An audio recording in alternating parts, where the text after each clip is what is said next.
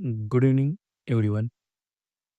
Welcome to the very beginning of our journey into the past.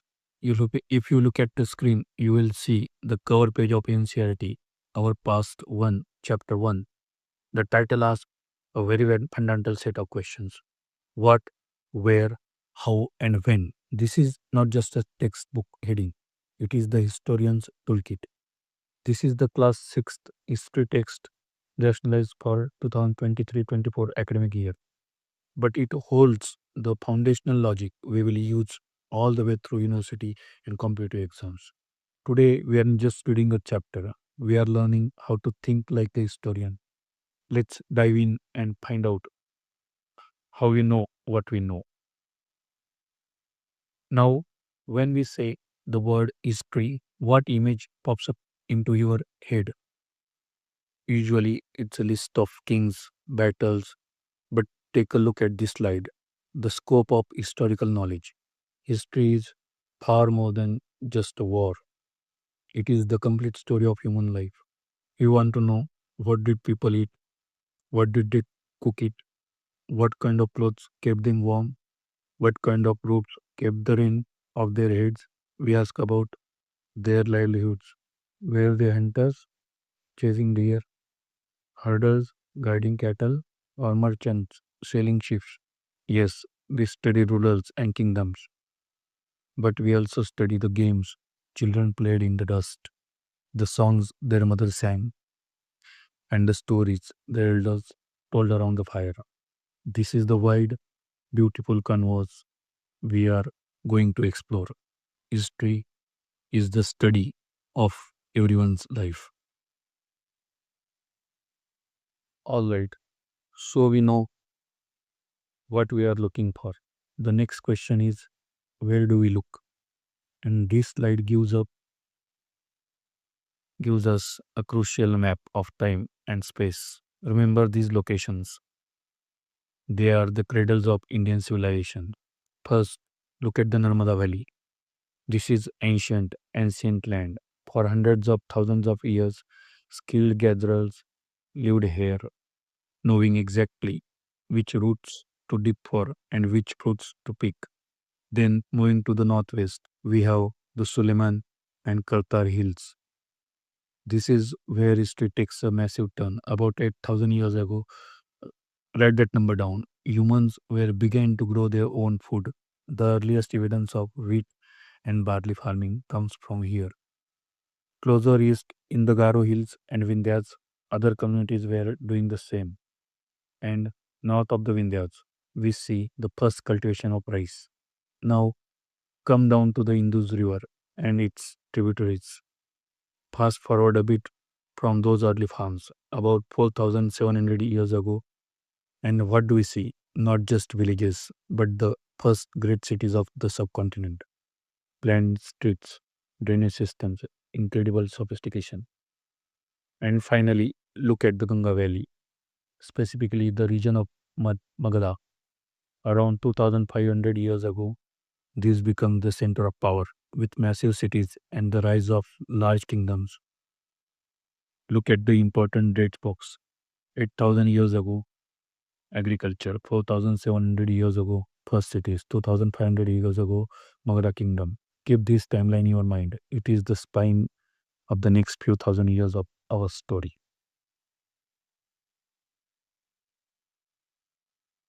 So we have placed people on the map. But here's the thing, people don't just stay put. This slide titled People on the Move remind us that India has always been a land of movement. Where did people travel across this vast subcontinent? Well, the most basic reason is livelihood. If the soil got tired or the water dried up, you moved, find better land and work. Then there are natural disasters. Floods and droughts have been forcing migration since the beginning of time. Of course, we cannot ignore military conquest. Armies marched to conquer new territories, and with them came new administration and often new ideas. Trade was a constant, peaceful mover of people. Merchants with caravans of goods and ships full of spices connected the coast to the deep interior. Then there was a religion. Imagine a teacher walking barefoot from village to village, not to sell anything, but to share wisdom and philosophy. And finally, let's not underestimate adventure. The human spirit has always wanted to see what lies beyond the next hill. And here is the beautiful takeaway at the bottom of slide. These movements led to the exchange of ideas, art, music, and food. This is how cultures mix and grow. This is how your biryani and your idli have a history of movement. Now, a very common question: what's in a name? This slide, names of the land, tells us exactly what is in our names: India and Bharat. These are not just modern political terms; they are ancient. The name India comes from geography. Look at the river we just talked about, the Indus. In Sanskrit, it was called Sindhu. About 2500 years ago, travelers from Iran and Greece crossed these lands. They pronounced yes as yech, so Hindu become Hindus or Indus, and the land to the east of that mighty river, they called it India. Bharat, on the other hand, comes from our own ancient texts. It appears in the Rig Veda, the earliest Sanskrit composition of we know of, dated roughly 3500 years ago. Originally, it was the name for a specific group of people in the northwest. Over centuries, that identity expanded to cover the entire land we stand on today. And note the term subcontinent. It's a perfect description. This landmass is huge, distinct, and separated from the rest of Asia by massive geographical barriers, seas on three sides, and the tallest mountains in the world on north. All right, detectives, how do you know any of these? It's time to talk about evidence. This slide introduces our first major source, manuscripts. The word literally comes from Latin, manu meaning hand and script meaning written. These are books written entirely by hand. There were no printing presses. Now, what did they write on? In this climate, paper wasn't easily available. They used palm leaves, which were dried and cut, or the bark of the birch tree, which grows in the Himalayas. Imagine a scholar carefully writing an epic poem on a leaf using a stylus and then trying those leaves together with stream. That's a manuscript.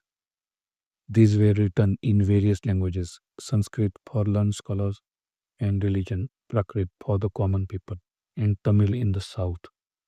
They cover everything: religious beliefs, medical science, and the lives of kings.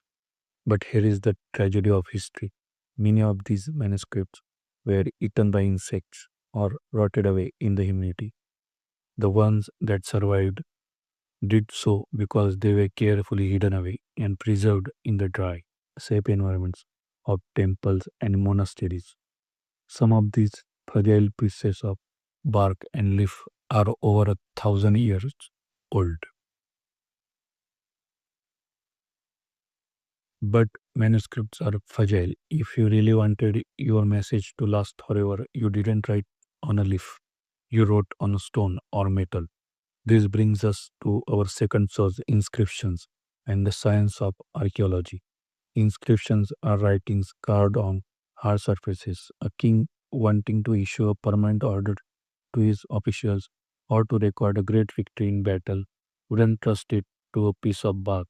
He would have it carved into a rock face or a copper plate. This is why inscriptions are so durable compared to manuscripts. Take the example of Ashoka's inscription found in Kandahar, Afghanistan. This is about 2250 years ago old. And look at this, it's written in Greek and Aramaic. This tells us that the Mauryan Empire was connected to the wilder world. They were speaking to people who used uh, reading an ancient script that hasn't been used in 2000 years is like cracking a secret code.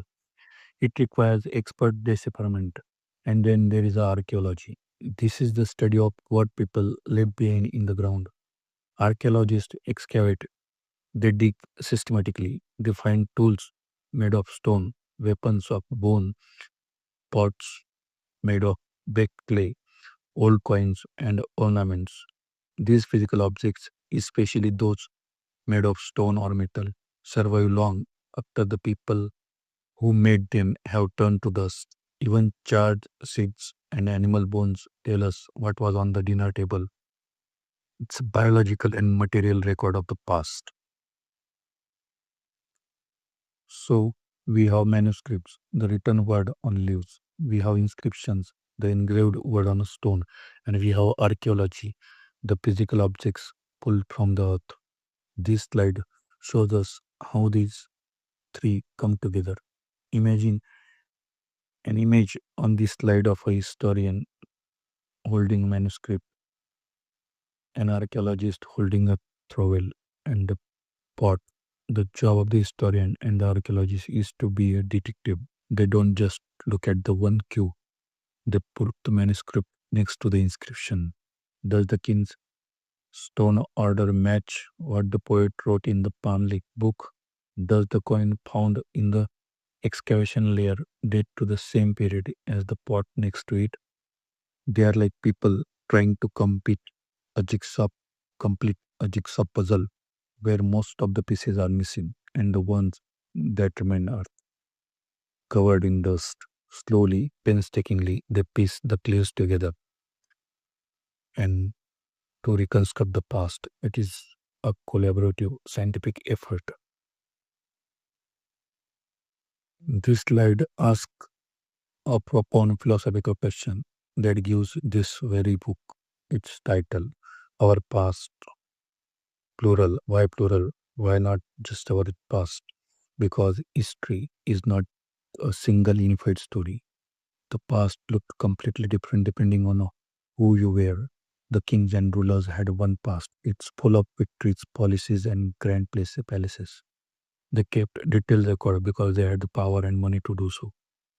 But what about the craftsmen and artists? They created beautiful pots and sculptures we found in archaeology, but they rarely left written accounts of their own lives. Their stories told through their objects. What about farmers and herders?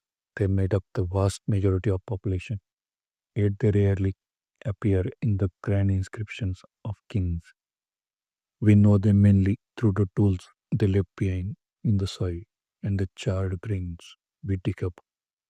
And then there are groups like forest peoples who were self-sufficient through hunting and gathering. Their lives often seen as outside the mainstream narrative of civilization are a crucial part of our shared heritage. So the book is called Our Past because it is collection of many different experiences. The merchant's past was one of travel and risk. The farmer's past was one of seasons and soil. We must always ask whose story is being told. Now, a very practical but often confusing part of history. What do dates mean? You will see letters like BC, AD, BC, Let's clear this up forever. The traditional Western calendar is anchored around the birth of Jesus Christ. BC stands for before Christ. These are years counted backwards from his estimated birth. So 500 BC means 500 years before that point. The bigger the number in BC, the older the date. AD stands for Anno Domini, which is Latin for in the year of our Lord. These are years counted forward from that point. So AD 2024 is 2024 years after. Now in modern academic writing, we use more culturally neutral terms. BCE stands for before Common Era. It means the exact same thing as BC. CE stands for Common Era. It means the exact same thing as AD. So 500 BC is the same as 500 before Common Era, and AD to 2024 is the same as 2024 CE. We don't have to change the numbers. We just change the label to be more inclusive. Finally, you might see BP in science books. That means before present, counted backwards on through day. And there is a point from the slide that's good to know. India adopted the common era editing system approximately 200 years ago. Before that, we used different calendars like the Samvat or the Saka era. This standardization come with colonial rule.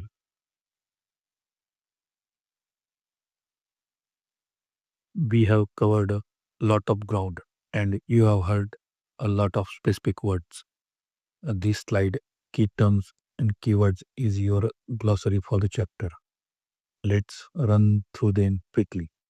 A manuscript is nothing but handwritten book, often on a palm leaf or birch bark. Archaeology is the study of human history through digging up objects and remains. A historian is a scholar who studies written records. Decipherment, the brilliant art of figuring out an unknown script. Without decipherment, you would just be looking at pretty squiggles on a rock. Subcontinent, that large, distinct landmass we discussed. Inscription is a writing on stone or metal. Archaeologist, the person with the trowel and the brush in the trench, source the raw material, the letter, the pot, the bone that we use to learn about the past, and tributaries. Remember the Indus and his tributaries. These are smaller rivers that feed into a big river. Learn these terms. They are the vocabulary of our discipline.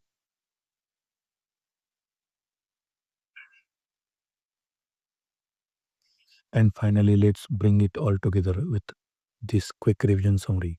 This is the one slide you want to screenshot or memorize for your exams. One, we learn about the past through manuscripts, inscriptions, and archaeology. People lived along major rivers, Narmada, Indus, Ganga, for thousands of years. Third, remember the timeline. Agriculture began 8,000 years ago. First cities on the 4,700 years ago. The Magadha kingdom 2,500 years ago.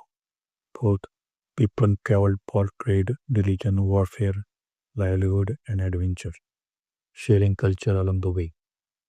5. India comes from the Indus River. Bharat comes from the Rig Veda. Sixth, manuscripts are handwritten books. Inscriptions are writing on hard surface. 7. Historians and archaeologists are detectives piecing together clues. 8. The past is plural, our pasts, because life was different for kings, farmers, and merchants. And 9. BC or BC is before Christ or common era. AD or C is the common era. Thank you for your attention. This is the foundation upon which we will build the entire story of India. Good day.